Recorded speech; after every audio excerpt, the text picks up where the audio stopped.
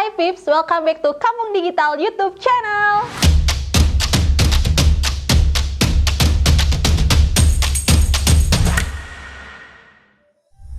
Apa kabar nih? Minka berharap kalian semua yang ada di rumah dalam keadaan sehat ya. By the way, kalian masih ingat gak sih program yang baru saja Kampung Digital adakan? Yaps, betul banget. Program yang baru saja Kampung Digital adakan adalah Youth Innovation Forum Japan 2020. Yang siap memberangkatkan 3 delegasi terbaik Indonesia yang sudah lolos kategori fully funded dan kurang lebih ada 30 delegasi terbaik Indonesia yang sudah lolos kategori partial funded.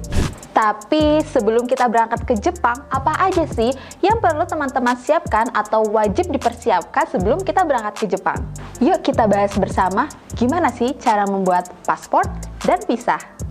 Nah, untuk di Indonesia sendiri ada 2 jenis paspor ya teman-teman.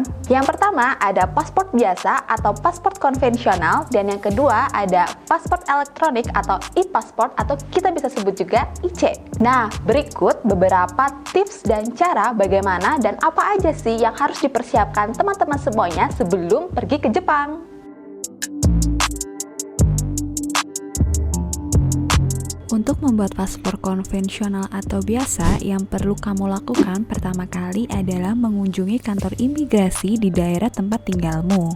Dan dokumen yang perlu dipersiapkan adalah yang pertama ada kartu tanda penduduk atau KTP yang masih berlaku, kartu keluarga, akta kelahiran, surat perwarganegaraan bagi orang asing yang sudah memperoleh kewarganegaraan Indonesia, surat keterangan ganti nama resmi bagi yang sudah atau telah mengganti nama, dan yang terakhir adalah untuk semua dokumen tersebut harus dalam dokumen asli serta fotokopi ya. Nah, untuk selanjutnya adalah proses pembuatan e-passport atau paspor elektronik atau juga bisa disebut IC ya. Untuk bisa membuat e-passport, kamu harus mendatangi kantor imigrasi kelas 1 ya. Dan kenapa kantor imigrasi kelas 1? Karena hanya kantor imigrasi kelas 1 yang menyediakan layanan pembuatan e-passport. Untuk kantor imigrasi kelas 1 ada di berbagai kota besar ya teman-teman. Salah satunya ada di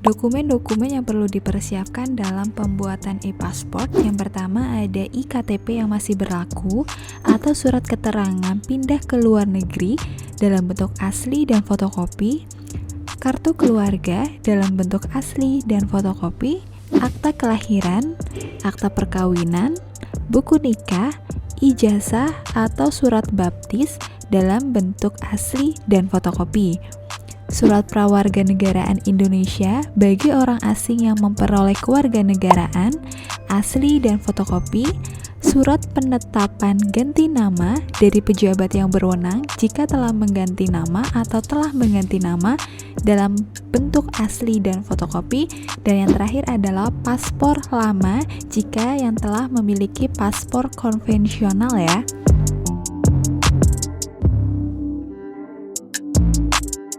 Selain paspor, hal yang wajib teman-teman persiapkan adalah visa.